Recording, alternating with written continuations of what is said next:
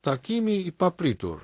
Në një lagje të qetë të qytetit, ku rrugicat ishin të ngushta dhe shtëpitë e vjetra ngjanin të mbështetura njëra mbi tjetrën, jetonte zonja Mira, një grua e moshuar që kishte kaluar shumë vështirësi gjatë jetës së saj. Ajo kishte humbur burrin e saj shumë vite më parë, dhe që atëherë, e vetmja burim mbi jetesë ishte pensioni i vogël dhe pak kursime të ruajtura me përkujdesje. Shtëpia e saj ishte e vogël dhe e thjeshtë, me mure të qara dhe dritare që kishin nevojë për riparim. Por për Miran ajo ishte stre e sigurt. Çdo mëngjes, Mira zgjohej herët, përgatitej me kujdes dhe shëtiste për në tregun e lagjes për të blerë gjëra të nevojshme për ditën. Ajo ishte e njohur në lagje si një grua e sjellshme dhe ndershme, por edhe si dikush që jetonte modestisht. Shumë banorë e respektonin, por pak e njihnin më thellë.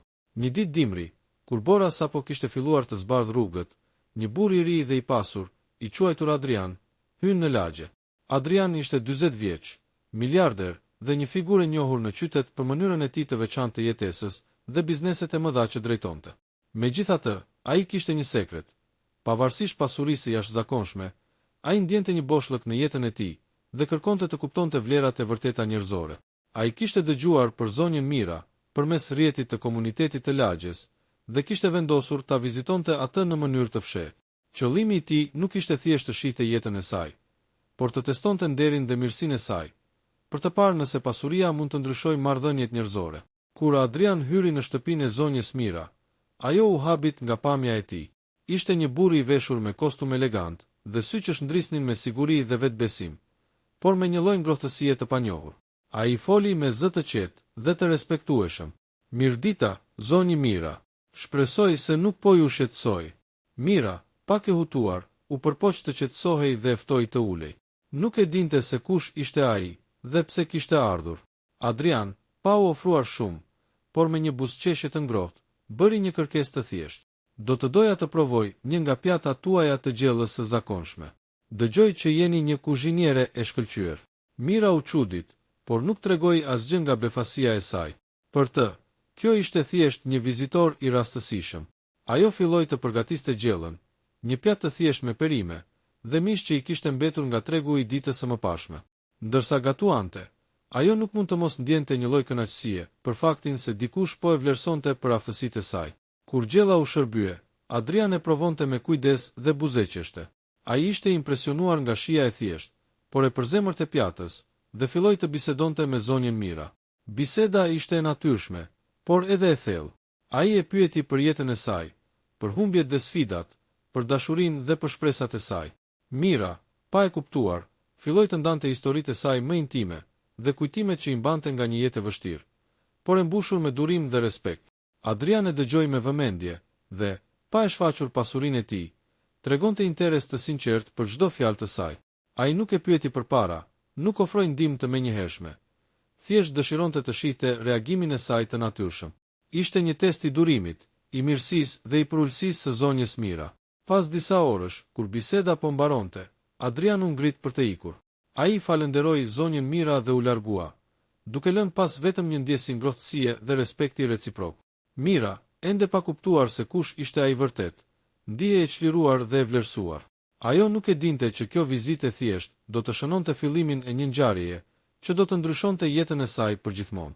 Pa e ditur Mira, Adrian kishte vendosur të rikthehej, por tani me një qëllim tjetër, të tregonte fuqinë dhe pasurinë e tij në një moment që do të testonte më tej karakterin e saj dhe ndeshmërinë e shpirtit të saj. Ai ishte kurioz të shihte nëse pasuria mund të ndryshonte ndjeshmërinë e një personi që jetonte në varfëri. Dhe më shumë se gjithçka, ai dëshironte të njihte zemrën e zonjës Mira. Ajo vendos bazat e karaktereve dhe fillon ndërtimin e tensionit që do të vijojë në pjesët e tjera. Testi i papritur. Ditët kalonin ngadalë në lagjen e qetë, por mendimi për vizitën e Adrianit nuk e linte Miran të qetë. Ajo nuk mund ta hiqte nga mendja fytyrën e tij të qetë, syrit të tij të vëmendshëm dhe buzëqeshjes që nuk ishte ftohtë, por e ngrohtë dhe e sinqertë. Një ndjenjë e çuditshme filloi të rritej brenda saj, një kombinim kureshtie dhe frike të lehtë. Pa e ditur ajo, Adrian po përgatitej për një vizitë tjetër. Ai nuk kishte ardhur thjesht për të shijuar një pjatë gjelle. Kishte një plan të fshehtë. Këtë herë, ai do të testonte karakterin e saj në një mënyrë më të dukshme.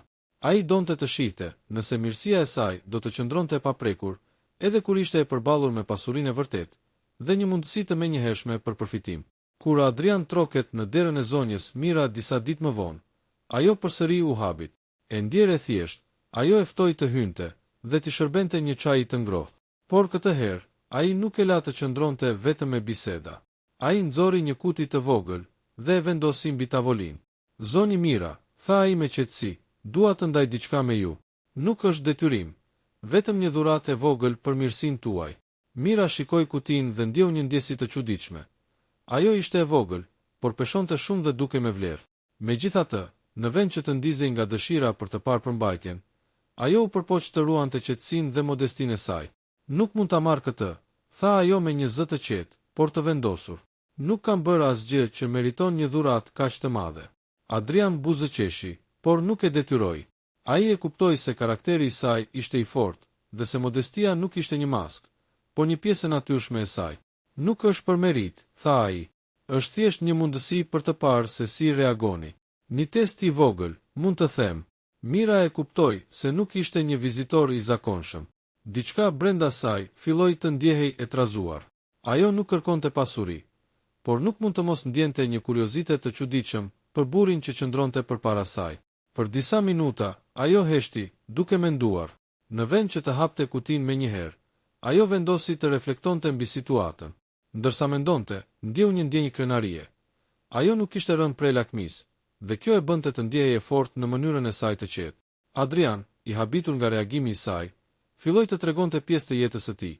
Sfidat që kishte përballuar si një njeri i pasur, dhe si pasuria mund të ndikonte marrëdhëniet njerëzore. Ai nuk përmendi asnjëherë vlerën e saktë të kutisë. Fokusi i tij ishte të shihte natyrën e zonjës Mira dhe mënyrën se si ajo përballonte mundësitë që nuk ishin të zakonshme për të. Mira filloi të hapte zemrën e saj, më shumë se kur më parë. Ajo fliste për jetën e saj, për vështirësitë e përditshme, për fëmijët e lagjes që ndihmonte sa herë mundte, për fqinjet që mbështeste me ndihma të vogla. Çdo fjalë që dilte nga goja e saj ishte e sinqertë dhe e pamaskuar. Adrian dëgjonte me vëmendje, dhe diçka brenda tij ndryshoi. Ai nuk ishte pritur të gjente një njeri që nuk ishte i korruptuar nga paraja, dikë që vlerësonte ndeshmërinë dhe përulësinë mbi gjithçka tjetër. Ai filloi të kuptonte se vizitat e tij nuk ishin thjesht testime. Ato po e ndryshonin edhe atë, duke i dhënë një perspektivë të re mbi botën dhe njerëzit. Dhe kështu, dita e dytë e takimit u mbyll me një ndjenjë të dyfishtë. Mira mbeti e pandikuar nga pasuria e Adrianit, dhe ai, në mënyrën e tij të fshehtë, filloi të ndjente një respekt dhe admirim të thellë për atë grua të thjeshtë, që jetonte me kaq dinjitet dhe nder. Por kjo ishte vetëm fillimi i një rrugtimi më të gjatë, ku pasuria dhe fuqia e jashtëzakonshme e Adrianit do të provoheshin ndaj natyrës së zonjës Mira në mënyra edhe më të papritura dhe sfiduese. Ajo thellon marrëdhënien midis karaktereve dhe vendos themelet për sfidat e ardhshme. Sfida e papritur. Disa ditë pas vizitës së tij të dytë, Adrian vendosi të rikthehej përsëri në shtëpinë e zonjës Mira. Kjo herë ai nuk erdhi thjesht për një bisedë apo një test të vogël. Ai kishte përgatitur diçka që do të nxirrte në pah karakterin e saj në një situatë më të vështirë dhe më të paparashikueshme. Kur troket në derë, Mira e priti me kuriozitet dhe një lloj shqetësimi të lehtë. Ajo e dinte se vizitat e tij nuk ishin të zakonshme, dhe diçka brenda saj e paralajmëronte se kjo nuk do të ishte një vizitë e thjeshtë. Mirdita përsëri, zonjë Mira, tha Adrian me buzëqeshje. Sot kam një kërkesë paksa të veçantë për ju. Mira e shikoi me kujdes, duke u përpjekur të kuptonte kuptimin e fjalëve të tij. Çfarë kërkoni nga unë këtë herë? Pyeti ajo me zë të qetë, por të vendosur. Adrian nxori nga çanta një dokument dhe një çek të madh, duke i vendosur mbi tavolinë. Dua që të zgjidhni, zonjë Mira, tha ai. Kjo është një mundësi e papritur dhe mund të ndryshojë jetën tuaj. Nuk është një test për pasurinë tuaj, por për ndeshmërinë dhe zemrën tuaj. Mund ta pranoni ose ta refuzoni. Mira e pa dokumentin dhe çekun me një ndjenjë të përzier. Habi, frikë, por edhe një lloj përgjegjësie të madhe. Ajo nuk kishte parë kurrë një shumë të tillë parash dhe nuk e dinte çfarë të bënte. Nuk mund ta marr këtë, tha ajo, duke tundur kokën. Nuk kam bërë asgjë për të merituar një gjë kaq të madhe. Adrian e kuptoi që reagimi i saj ishte i sinqertë. Ai nuk donte të detyronte askënd, por dëshironte të shihte nëse do të pranonte të ndihmohej ose do të qëndronte ndershme edhe përballë pasurisë së jashtëzakonshme. Zonjë Mira, vazhdoi ai, kjo nuk është një dhuratë vetëm për ju. Është një mundësi për të parë se çfarë lloj personi jeni. Nuk është vetëm parat, por mënyra si përballoni situatat e jashtëzakonshme që tregojnë karakterin tuaj. Mira u mendua gjatë. Ajo ndjeu një val emocionesh. Pasuria ishte tërheqëse, por ajo nuk donte të ndryshonte natyrën e saj të thjeshtë dhe të ndershme. Në zemrën e saj, diçka i thoshte se nuk kishte nevojë për parat për të qenë e lumtur, dhe se vlera e vërtet qëndronte në mirësinë dhe ndihmën që jepte për të tjerët çdo ditë. Do të refuzoj, tha ajo me vendosmëri, duke shikuar Adrianin sy më sy. Nuk mund të pranoj diçka që nuk kam fituar. Adrian u ndjej i habitur dhe i impresionuar. Shumë njerëz, përballë një mundësie të tillë, do të kishin pranuar menjëherë pa menduar. Por Mira tregoi se ndeshmëria e saj nuk ishte një maskë jashtme, por pjesë e pandashme e karakterit të saj. Ju admiroj shumë, zonjë Mira, tha ai me një buzëqeshje të sinqertë. Shumë më shumë se çdo dhuratë që mund të kisha sjell. Ju treguat që zemra dhe ndeshmëria janë më të forta se çdo pasuri. Ai u largua, por këtë herë diçka ndryshoi. Ai nuk e pa këtë si një test më. Ai filloi të ndjente një lidhje të veçantë me zonjën Mira. Nuk ishte thjesht admirimi për karakterin e saj, por një respekt dhe një lidhje që e shtynte të dëshironte të ndihmonte në mënyra më të thella. Pa u imponuar kurrë. Në ditët që pasuan, Adriani shpesh e vizitonte, por jo më me teste apo dhurata të fshehta.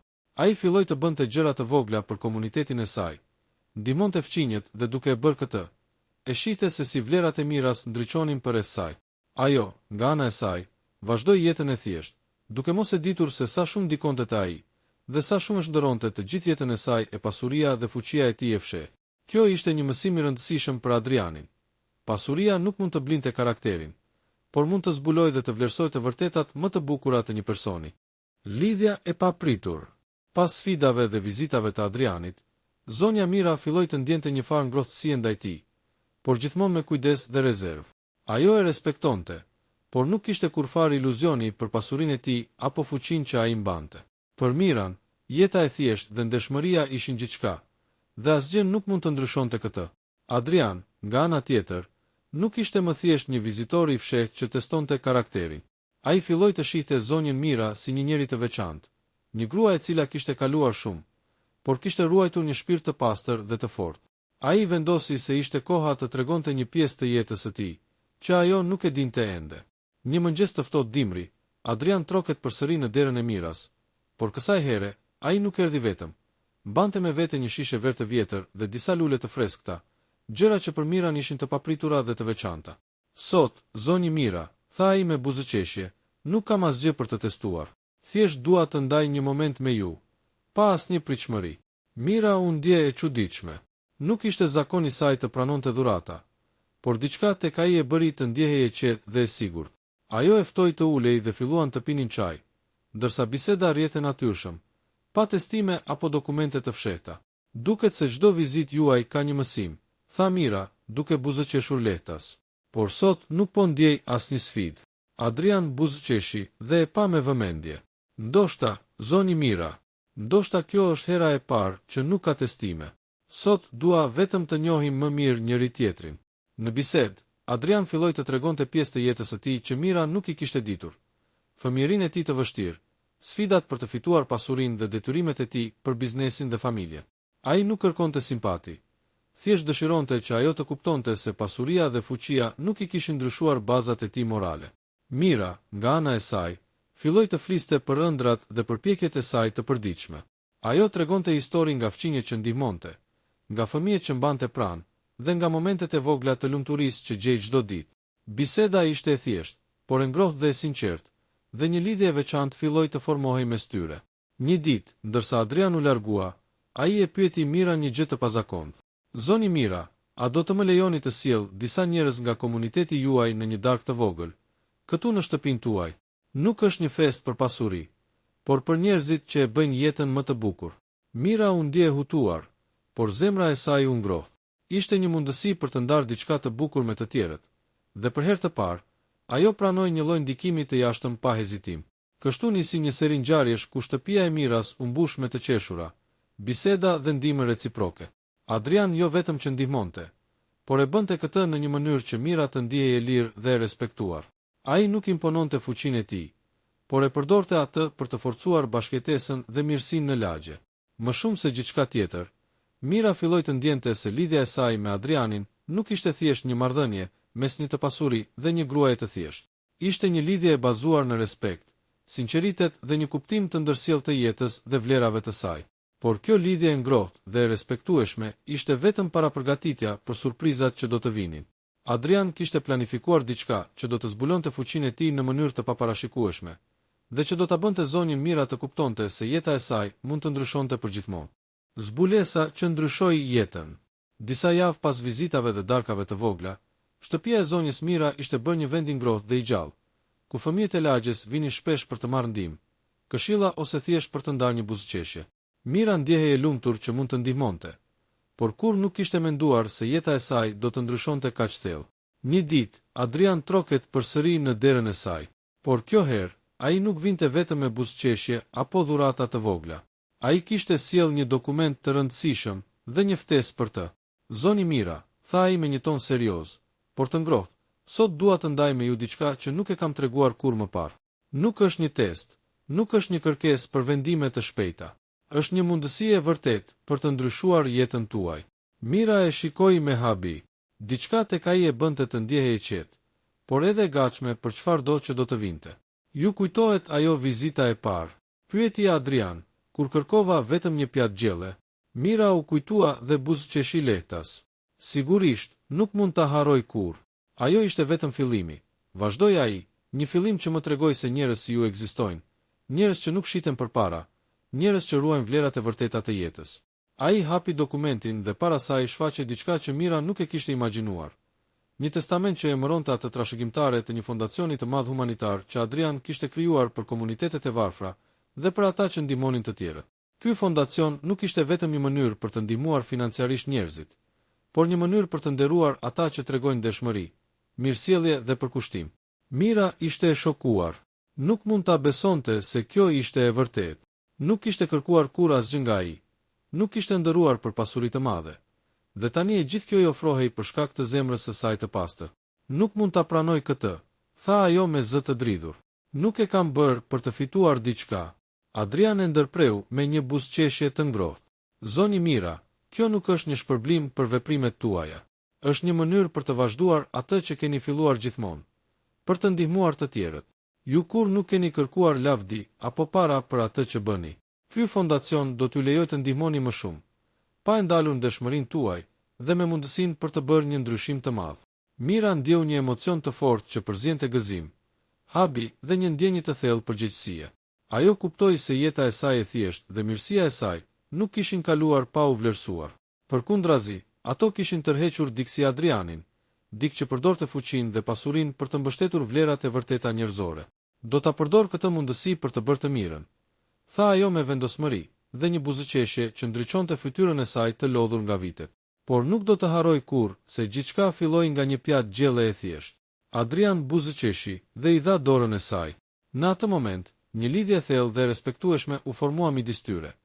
Jo thjesht një marrëdhënie mes një të pasuri dhe një gruaje të thjeshtë, por një lidhje që bazoheshin mbi respekt, mirësjellje dhe ndershmëri. Lagjia e vogël, ku Mira kishte jetuar tërë jetën e saj, filloi të ndryshonte.